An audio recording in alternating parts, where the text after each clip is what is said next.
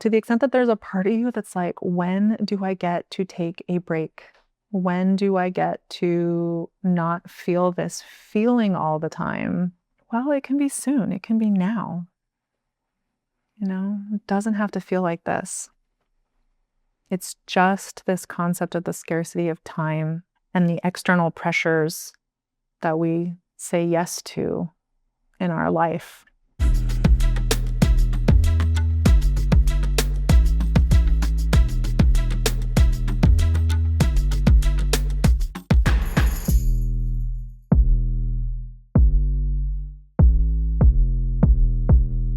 Hello, and welcome to the New Humans for New Earth podcast. I'm Queenie, your host. I wanted to start out this episode by sort of reintroducing the concept behind this podcast. I know maybe some certain recent events and just, the trail of recent events over the past year or so is likely leaving some people feeling helpless, hopeless, overwhelmed, wanting to disengage. And look, I don't think that there's anything unreasonable or unjustified or frankly, let me affirm that for you. That is a very reasonable sort of place to be. And, I know as well that it can feel like there's just I'll say the issues facing us are just of such a scale. And it's like, gosh, why even bother? What can I possibly do? And there's even arguably, something I'll say misguided about the question of what can I do? I've been doing some reading lately. I love reading. And, there's this idea of if we attempt to, I'll say, build a new world with all of the sort of internal structures, concepts, baggage of sort of the old paradigm, we're just going to end up rebuilding the same system. And there's something very compelling to me about that. So, a large part of what I see sort of myself trying to do with this podcast is be like, okay, well, let's see what those systems are. Let's see what those structures are. Let's see those mental prisons and the way that we are maybe unwittingly like feeding and supporting and buying into the old paradigm, right? And, I think some of a harder pill to swallow, but nonetheless something that's kind of circulating in the conversation is like, I don't even want to invoke these words, but I think it's important, so forgive me. But there's sort of this question of what do we do emotionally, conceptually, intellectually with the revelations about the Epstein files and the activities that people have been engaging in? What do we do with that information? And I know some folks are just kind of like shut down about it and almost like I can't eat, like the reaction seems to be, I don't even know where to begin with this. So I'm just kind of gonna put my head in the sand. And the more sort of hot take, kind of harder position on it that I've seen is like, well, like we're all one consciousness, we're all one human family. So, to the extent that this exists in our reality, it's part of us too. And even more like to the extent that we judge it, we're judging something in ourselves. And I want to caution folks, I'm not trying to say this in a really like literal way, right? I'm not trying to say to the extent that you judge pedophiles, you're judging the pedophile in yourself, right? That's too literal. But I think if we kind of can back up and sort of say, think about it more in terms of not acknowledging the sacredness of others. Because to my mind, that's really the core of it, right? Is the failure to see the sacredness in other beings, whether they be children, other grown-ups, whether it be animals, the planet, et cetera, right? It's because I believe that if you really truly see and respect the sacredness of other beings, other people, the planet, other animals, right? You couldn't treat them in the way that we treat these other beings sometimes. And sort of, I think, like what we're seeing in what came to light as a result of the Epstein files is a really extreme example of that. And like with so many other sort of current events that are happening right now, I feel like my perspective on it is that this is sort of being brought to the surface for us to look at and process, and also do that self-reflection of where does this live in me? What do we do with that? I think there's this, you will hear, and I kind of go into this in episode 2, there is this idea in the spiritual community, and I don't disagree with this in full. But the idea is that if you really want to change your reality, like recognize that the universe is a reflection of you and your internal self, your internal reality, right? And so as you do the inner work, the idea is that reality, the universe will actually shift around you. It will start to mirror back to you the results of your inner work. And I have for sure experienced this, seen it, fully on board with this concept. But the thing that I think is missing from that conversation is the idea of integration. That integration often happens in how you show up in the world, how you see it, how you move around, what you think is acceptable to embody in yourself. And acceptable feels judgy, but again, I think you understand what I'm talking about. And so, yes, this is about inner work.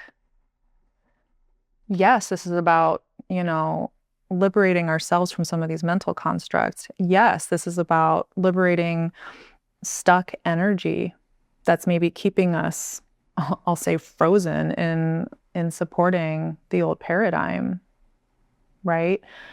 And that inner work needs to manifest through the process of integration into how you show up in the world, the shape of your life, the choices that you make. Or maybe there's a subtle difference to saying that it's about internal work and not external work. And I think even saying it that way is maybe overly reductive. And so for me, this podcast is an effort to integrate, as well as to continue sort of that inner work. Something that's been happening for me as I've been getting into these episodes and learning more about some of these things is I'm like, oh, like, I didn't know about that. Like, okay, for instance, I did an episode, I think it was, well, it doesn't matter what number it was, but I did an episode on secondhand life. And one of the things that I learned in that episode was just the amount of microfibers and microplastics that are ending up in our water as a result of synthetic fibers. Now, I already had a good sense that synthetic fibers were not the way, right? I mean, one, they don't feel good on your body, on my body specifically. They don't breathe, so you end up smelling bad, and then, yeah, they're plastic, right? So I had already been deprioritizing synthetic fabrics in my life, but I have this pullover fleece, from the North Face, and it just kind of reminds me of I don't know, those cozy winter nights when you're holed up in a cabin somewhere and maybe there's a fire in the background, this is the thing I've been wearing all winter. And also, ever since I did that episode, I'm like, I got to get rid of this thing. I can't keep running this thing through the wash and releasing all these microplastics. right? And, what's a good thing to do with it? If I donate it, does it just end up being washed and getting into releasing microplastics that way? So, that's been a thing. That's my focus really in this podcast is how do we integrate this knowledge? How do we integrate this awareness, knowing as we do that we can't keep going the way we've been going, right? Continuing on this train that we've been on leads to disaster outcomes. We know that, right? And we also know that our business and political leaders, at least here in the United States, don't seem to be concerned about that, right? And particularly because they're in the pockets of the corporate and the ultra wealthy interests. We know that. And so, what I'm trying to do here, what I'm hoping to do here is to say, okay, we have this awareness. What do we do with it? How do we act differently?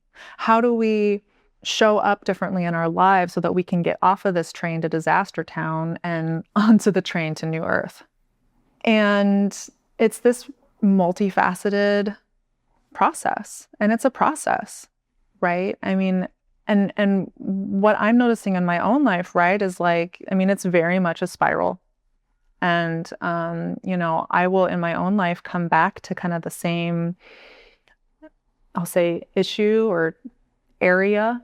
And I'll give an example in a second, and it's just I just go deeper the next time it comes around, right? So I don't know, for some reason, tea is coming to mind.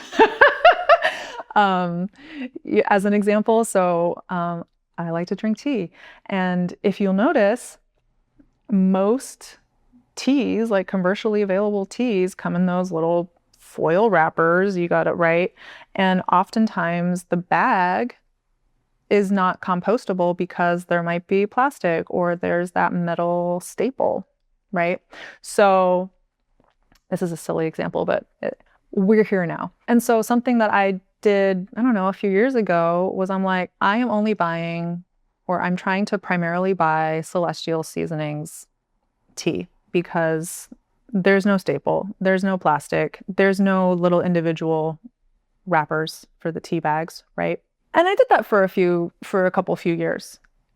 And recently I've started making the shift even further and actually just got into loose leaf teas. So I have an infuser or a tea ball, right? And I just put I buy tea in bulk now, scoop out a little bit in my infuser, and everything that's left over just goes right in the compost. And there is no garbage as a result of that.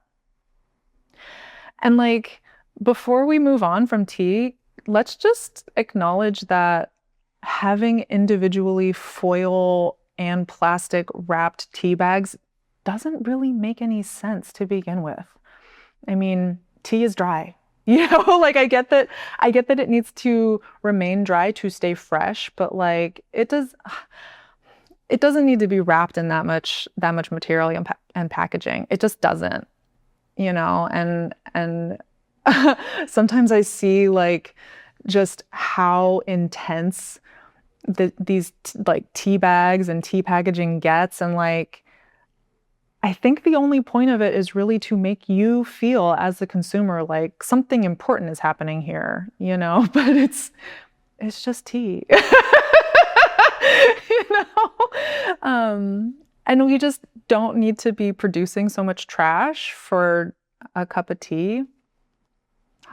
Hot takes by Queenie, I guess. So anyways, if you're a tea drinker and you're wondering, how can I reduce my trash output? There's an idea.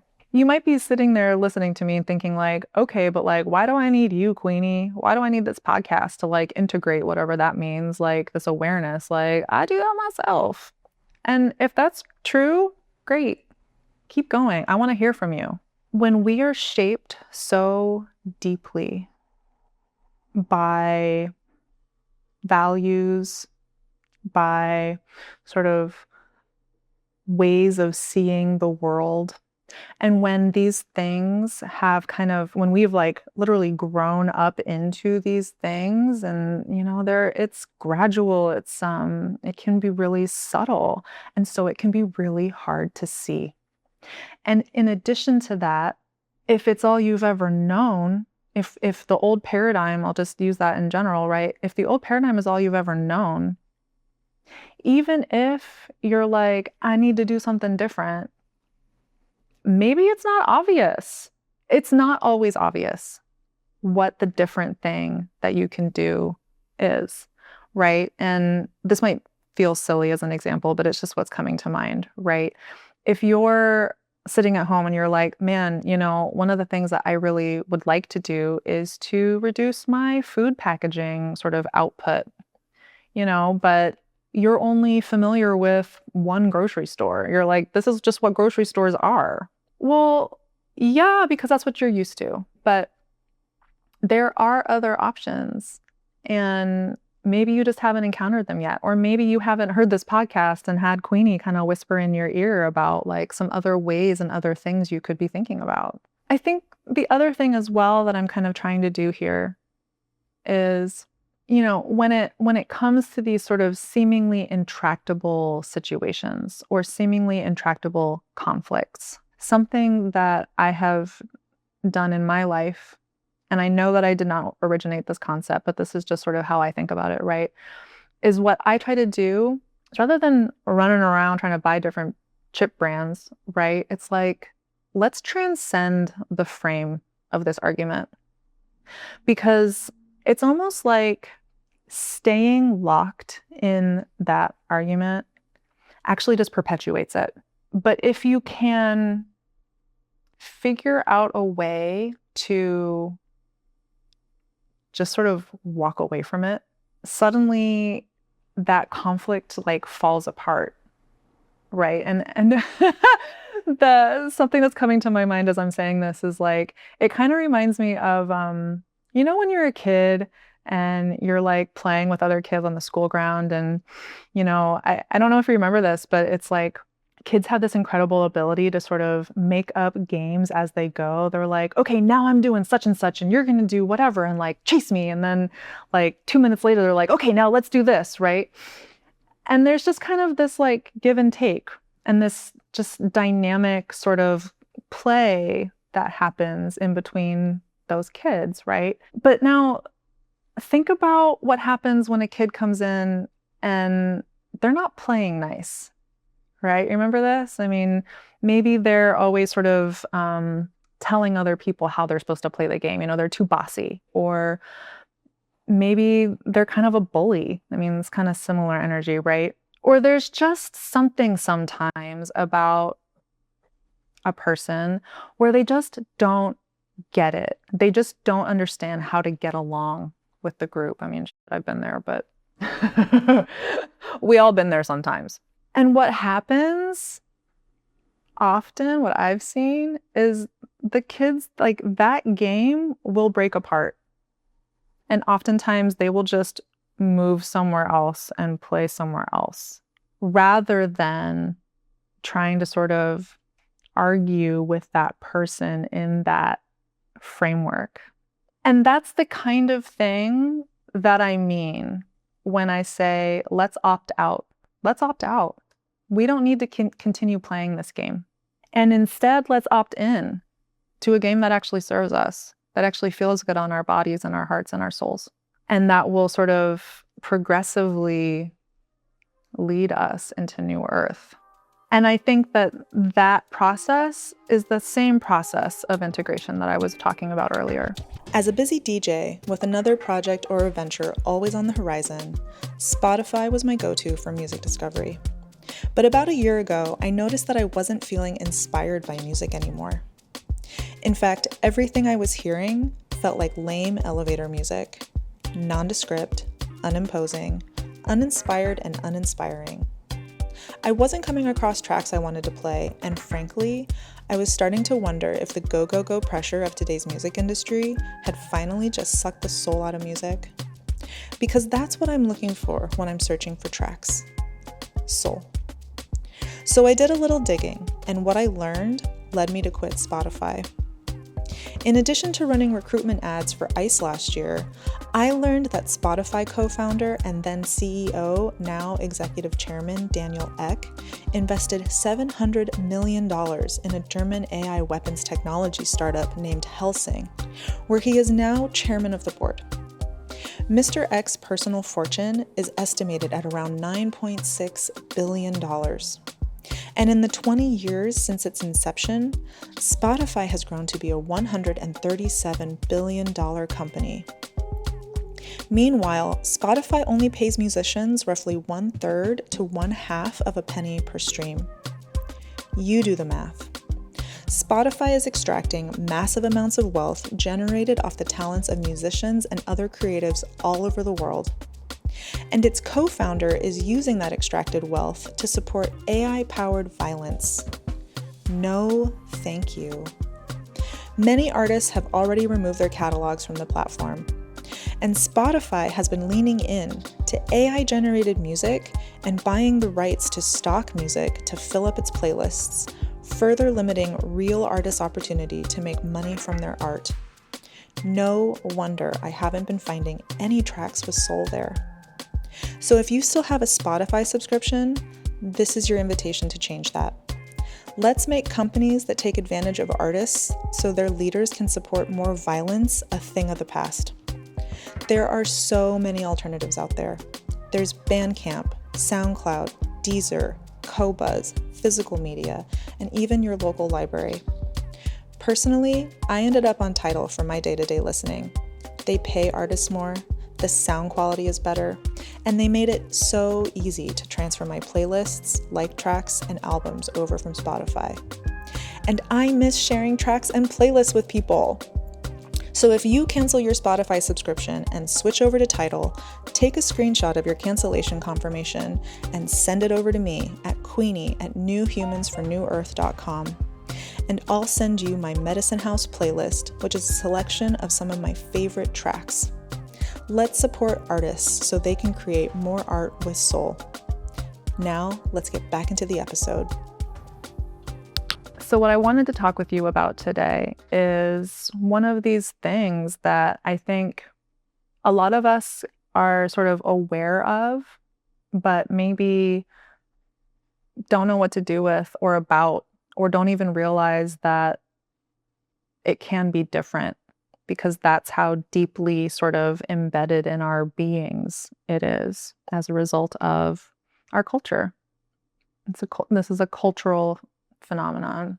And this phenomenon that I'm speaking to is rushing. When you sort of get down to brass tacks about this existence, this life that we are each living, it's like all you really have is your time, your energy, and your attention. That's all it is. Everything else is just manifestations of that. You know, for me, a few years ago, I really, really felt just the truth of the fact that rushing is a result of this, of being convinced that there isn't enough time. And that already, just saying it that way, almost, it sounds a little weird, right? But this scarcity, this concept of scarcity is like built deep in our culture. And I think specifically into capitalist culture. And I'm not particularly interested in getting into like the depths of capitalism today, and maybe never, but it does seem to keep coming up, doesn't it? So what happened for me was that a few years ago, I noticed that I was kind of always in this state of rushing, and even had maybe always been since, reaching a certain age, right? I mean, I'm sure as a little child, before I like truly felt time, I didn't feel that, right? I mean, I think we can all think back to a moment when we were really young And gosh, it just seemed like time went so slow. Remember when like an hour felt like an eternity, but sort of as we get further and further into the culture, into the workforce, into coordinating with other people and interacting with other people, it's like time speeds up. And as well, I had always been a to-do list person. And I mean, I still am. But I realized that I was operating under this assumption, hope, maybe, probably a hope, that like once I got through the to-do list, that I would be able to finally stop and rest and relax. But the truth is that you're never through the to-do list. There's always something new. So what I realized was, I was like, this idea that I'm going to get to the end of the list, that's silly. That's never happening.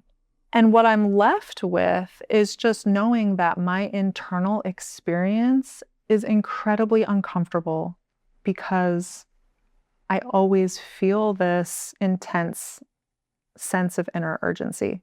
It also, another word to use to describe it is anxiety, right? And I want to be really sensitive to the fact that I know that there are a number of people in this world who really struggle with anxiety, and I am not a mental health professional. So please know that I'm not trying to trivialize your experience. I'm just sharing mine. And something that was sort of circulating around this same time is this idea of sort of, anxiety like arising from living in the future, right? And in contrast, like depression sort of being a result or symptom or manifestation of kind of living in the past, right? Kind of inspired by that concept, I realized that part of what was going on for me, part of why I was feeling this way, like the palpable feeling of this urgency and anxiety in my body, was that I was trying to like push myself through time faster than my body wanted to go. And so it was almost like, I've talked in prior episodes about sort of the relationship between our body and our soul. I'm going to use the word life force today. I don't know why, it just feels better. So I realized that what was happening was, it was like my life force was like trying to push ahead and drag my body along with it. And I'm like, no wonder I'm uncomfortable. And there's a certain amount of lack of self-compassion in that. And I mean, if you want to talk about souls, right? It's almost like your soul is like, we'll go with it. It's almost like your soul is like not being compassionate to your body. There's an impatience. There's a hurry up. Let's get a move on. The way I think about it, and this is informed by certain things I've read, but the way I think about it, right, is that like part of the soul's journey here is like learning to manifest in 3D, which involves a body and that body acting on and in this world. But one of the things that's different and special about manifesting in 3D is that it takes time. Matter has to move, or energy has to move, and then matter has to also move and, reconfigure. And so it takes a minute. And I think, I don't know, part of coming to find that center was sort of getting my soul on board with like, oh no, it's actually better that I'm not pushing you. It's actually better that we have compassion for our body and we treat it with kindness and understanding, and love. I mean, love and understanding are like inextricably bound together.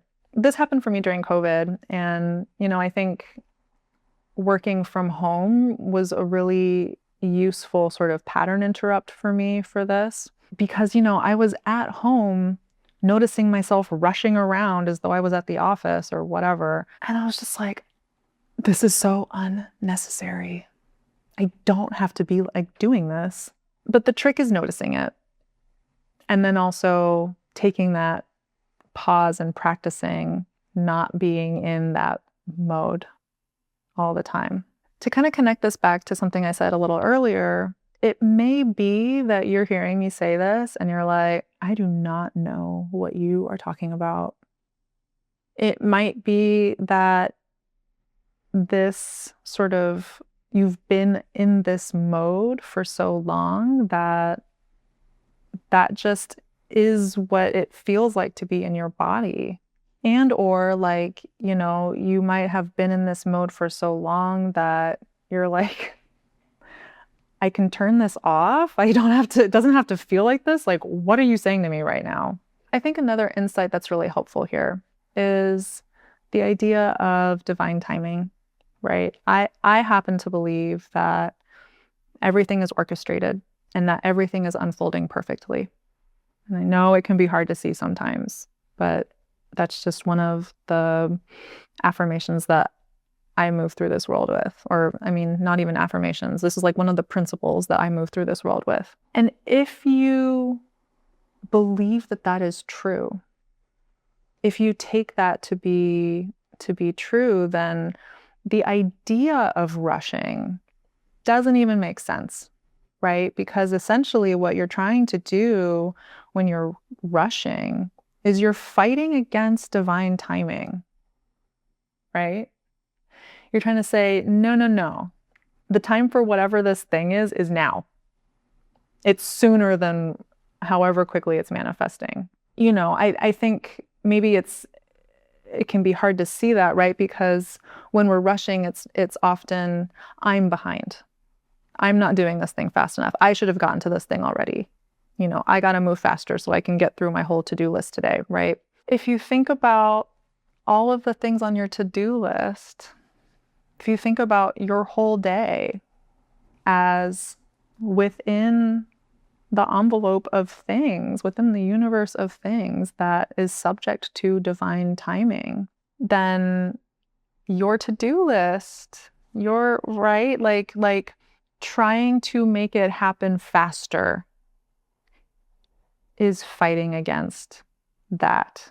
And I think too, it's like recognize gently, like like with compassion for yourself, right? But like recognize the hubris of that. And there's something so liberating about this, right? Because if everything is going to work out perfectly, then you don't have to worry about it, right? You don't have to push to make it happen. And in fact, what I've noticed in my own life is that the more I just allow things to unfold as they will, the more that, for instance, right, like if I'm trying to schedule something with someone and maybe they have something come up last minute and they have to cancel, or they're just not available as quickly as I would like them to be, it's like I've actually come to recognize that like there's often a reason for it that I don't understand, but in like the grander scheme of the orchestration of everything, it actually is just better that way. Maybe I'm not going to be ready for that when I wanted it to be scheduled, right? Maybe the weather is going to be bad that day and it's an outdoor activity. I mean, these all sound silly, but like I've had experiences like this, right? So yeah, relaxing into divine timing, allowing things to unfold as they will, recognizing that like everything is happening perfectly and we don't need to fight against the universe. I mean, for me, it was a huge relief. And like, look, like you might be hearing me say this and be like, but Queenie, like I have a job to do. I have a boss. I have like kids and extracurriculars and like blah, blah, blah. And it's like, yeah, I get that. And recognize you are also in control of all of those things. So during COVID, I just straight up stopped. Like I refused to rush anymore as a result of all of this. It was a hard habit to break. what I ended up doing, we might do a little exercise about this, but what I ended up doing was really identifying a moment in my experience where my body felt relaxed, where it felt like my life force was actually in line with my body.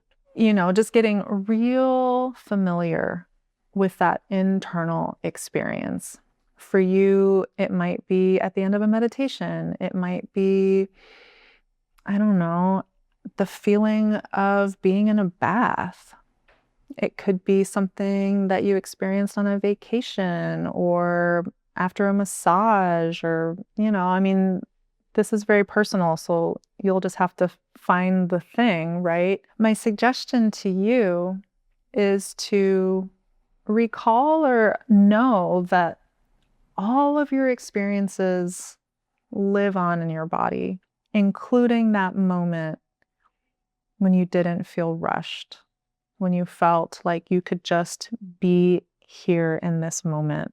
And so once I stopped refusing to rush, what I started doing was that as I went through my day, when I started to feel that anxiousness, that heart palpitation, that like, oh my gosh, I got to get to the next thing sort of energy resurface, I would stop, pause, and I would take some deep breaths. And I would really focus on trying to step back in internally to the experience of that at peace, centered, not rushing feeling. And I would just stand there or sit there and breathe as long as I needed until I was back into that feeling. And then I would move forward. And like, look, was that kind of a silly thing to do? I mean, like from the outside, like, sure, but so worth it. So worth it. So if you're hearing me sort of describe this internal sense of rushing and you're like, Queenie, I don't know what you're talking about, or like, I don't even know that it can be different, because that's always felt like this for me. First of all, I feel you. I don't know. For me, the way that it felt and feels sometimes, because it does pop back up every once in a while. I mean, I've been doing a lot lately, and so the impulse to sort of want to rush has been resurfacing. But there's just this, I mean, it's like, it feels like this internal sense of disconnection. I can, when I sense this, like my heart can start feeling like it's like racing a little bit.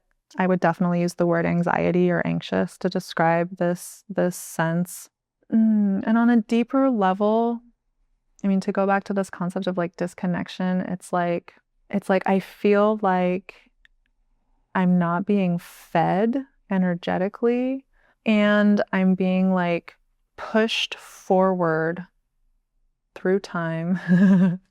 This can be difficult to describe, but I feel like I'm not being fed, but also being pushed forward.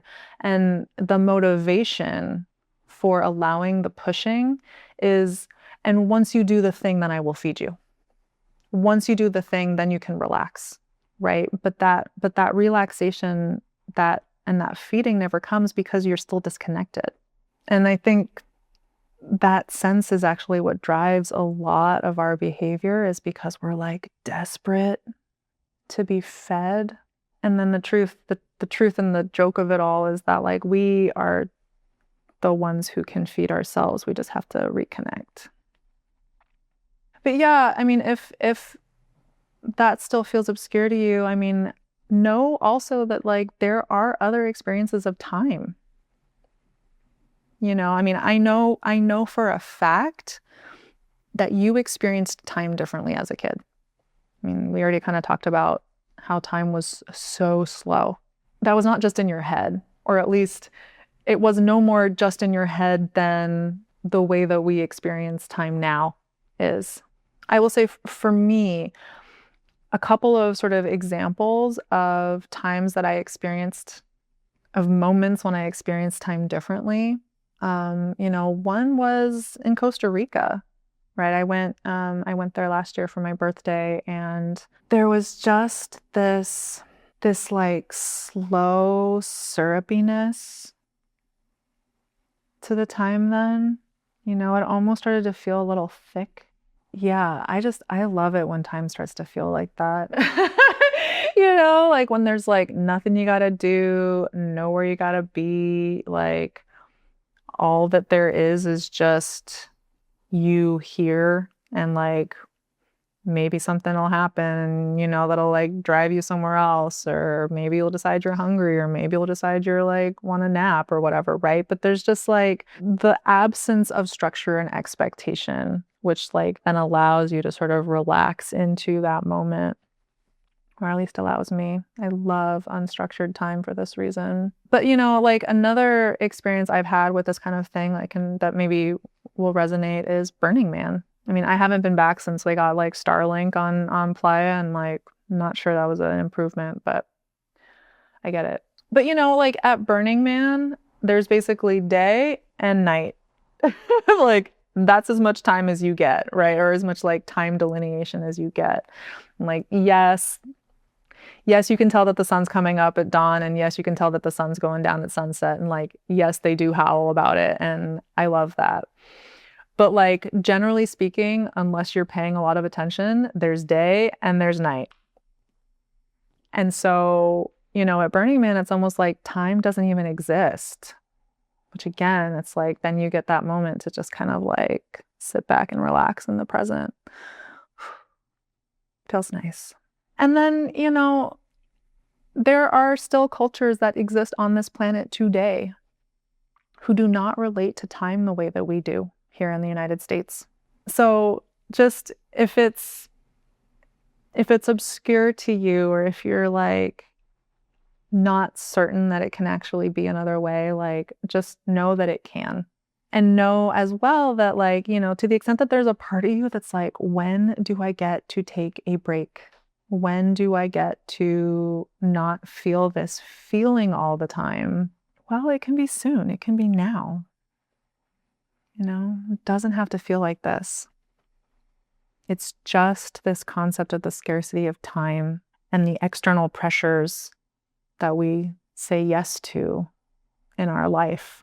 Then it perpetuates throughout the collective. So I think, let's just take a minute to kind of play with this, because I like to keep it concrete. So if you are in a safe place to do so, I'd like to invite you to close your eyes. And let's just do a body scan. And if you haven't done one of these before, it's fascinating to me how unaware of our internal sort of environment we can be. And, I think it's encouraged by our fixation on the external. But point is, let's do a body scan. If you have your own way that you'd like to do this, please go ahead and do that. I like to start at my feet and just sort of put my attention there. It's hard because you have two legs, so you might like, I end up switching back and forth between my legs, and sort of move my way up. But if you can sort of have a holistic sense of your legs together and sort of move up your body, and just sort of notice how it feels. Notice your knees. Is there any like tension there? Notice, if you're sitting, like the sensation of your bottom on the chair that you're on. Continue moving upwards. Like notice your stomach. Are you full? Are you hungry? What's going on in there? And just keep moving upwards. And for me, my heart center is sort of like one of the more active areas, and just kind of like to hang out there for a minute and sort of say, how's my heart doing? And we can get into our shoulders, and I always carry a lot of tension there. So I'm like, oh, hey there, tension, and we can move up and up and up to the crown of our head. And again, just sort of get a sense of how that's all feeling. And you may have noticed that rushing sense, that disjointed sense, that feeling of anxiety that's going on in there. And now that we've done that, I'd like to invite you to recall a moment in time when you felt grounded, relaxed, centered, right? So maybe it's like when you first wake up before the pressures of the day have started to sort of come into your mind. Maybe it's, a recent vacation, sunbathing on the beach. Maybe it's that feeling you get after you've like finished some yoga. I don't know what it is for you, but just see if you can find that thing, that place. And if you can, recall what it felt like to be in your body, what it felt like, what your internal experience in that moment felt like. And just take some deep breaths in through your nose, all the way into your belly, and out through your mouth.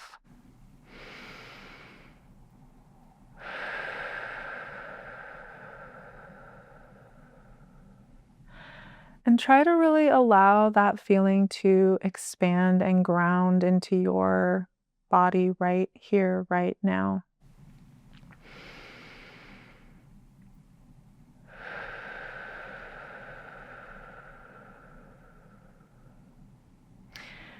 And maybe as you're breathing, you can just remind yourself that everything is unfolding perfectly and there is enough time.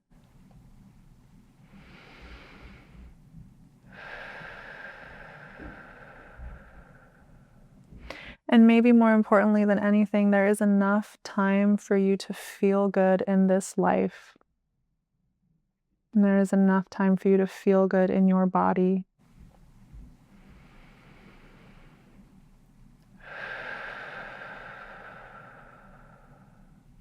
And that you and your needs and all the other stuff you do not need to get pushed to the very edges of your life and your experience because of time. Time is actually just here for you to exist in.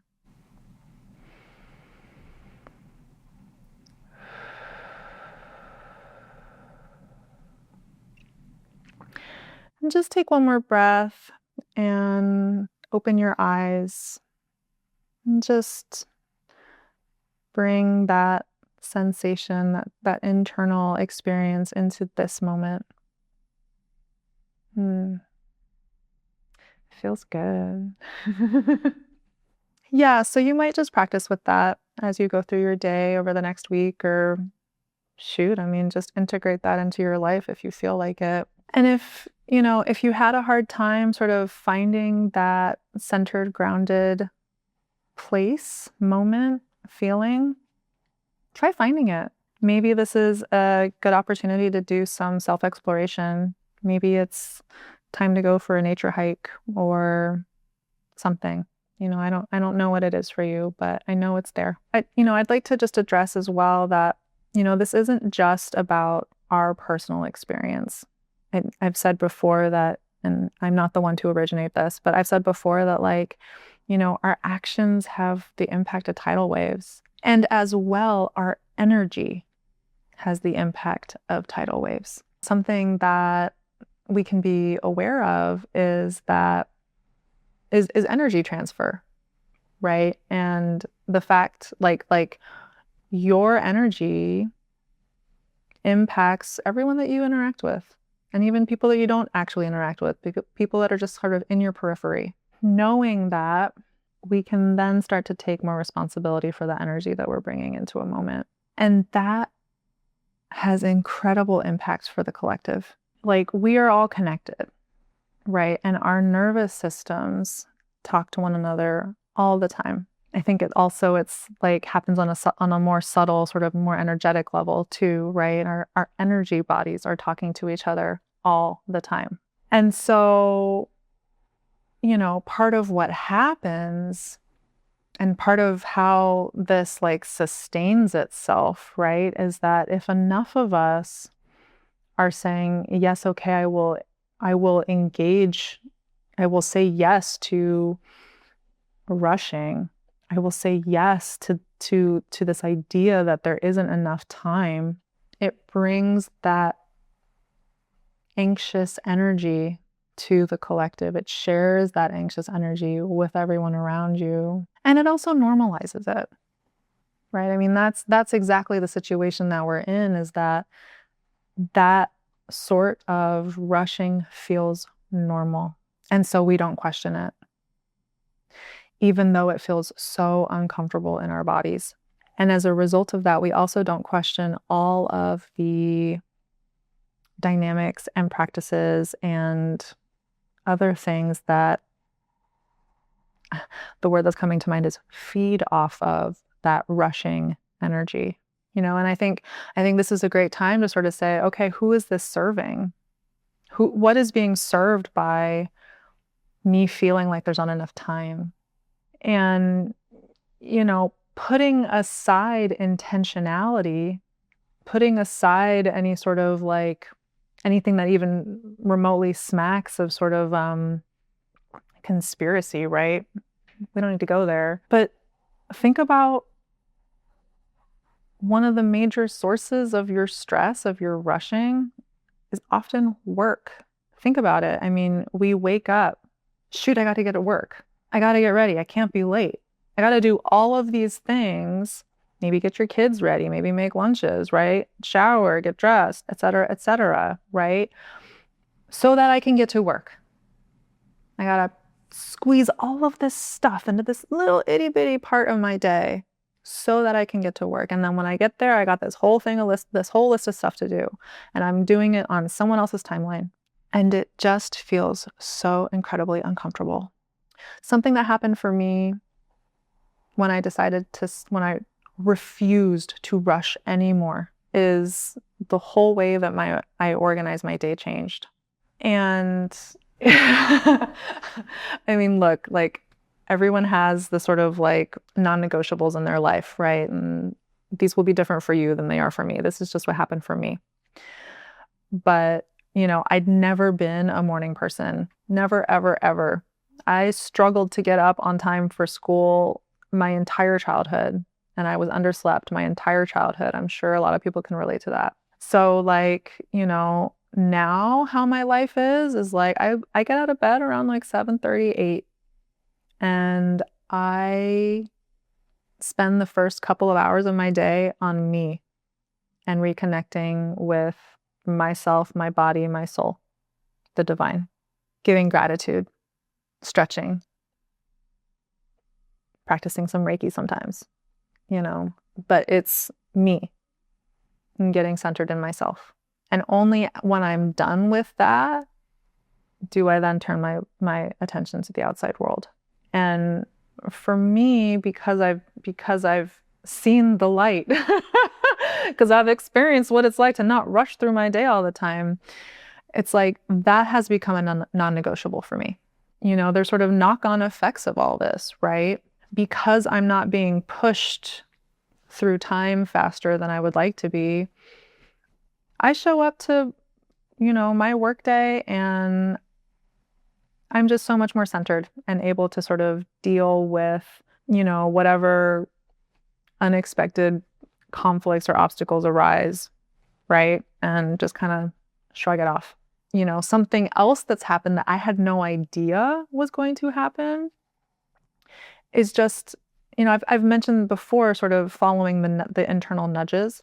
My experience of moving through my day feels a lot more like just being moved or not, being guided by those internal nudges, right? So, what I've realized in retrospect is that part of rushing is trying to enforce an agenda on myself that maybe wasn't the right fit for me, right? So, say, I don't know, I mean, some people just have meetings back to back to back to back, right? And it's like, maybe you're not ready for that meeting. Maybe you're actually not really a meetings person, or maybe you scheduled yourself this time to work on this task, but like, you're just not ready for it because like the thing hasn't clicked right for you to like do that task. Well, if you sit down to try to do that task and you're not ready, of course it's not going to feel good because you're trying to force it to happen. For me now, like I'm still very much a to-do list person because otherwise I would just like lose my head. But instead of having like a really structured day, I have the things that I'm hoping to do today, and I just sort of look at my to-do list as I have a moment, and I'm like, what thing am I interested in doing next? What am I ready to do now? And having that like flexibility just sort of built into the I don't want to say built into the structure, but I think you understand what I mean, that flexibility of allowing things to sort of come and happen as they're ready and I'm ready just allows me to sort of flow through my day more effectively and efficiently, and like, gosh, if everything doesn't generally happen, it's actually kind of incredible to see that happen, and it's just a different way of approaching time and managing time. And maybe again, to kind of go back to being pulled through time faster than you want to by your soul, it's like maybe it's actually just a different way of approaching being managed as a body. That's interesting. I kind of pointed at this earlier, but I think another way of thinking about this is actually just like surrendering to the flow of the universe. And gosh, it feels good. And as well, I mean, something else I've noticed for myself is I don't second guess myself as much.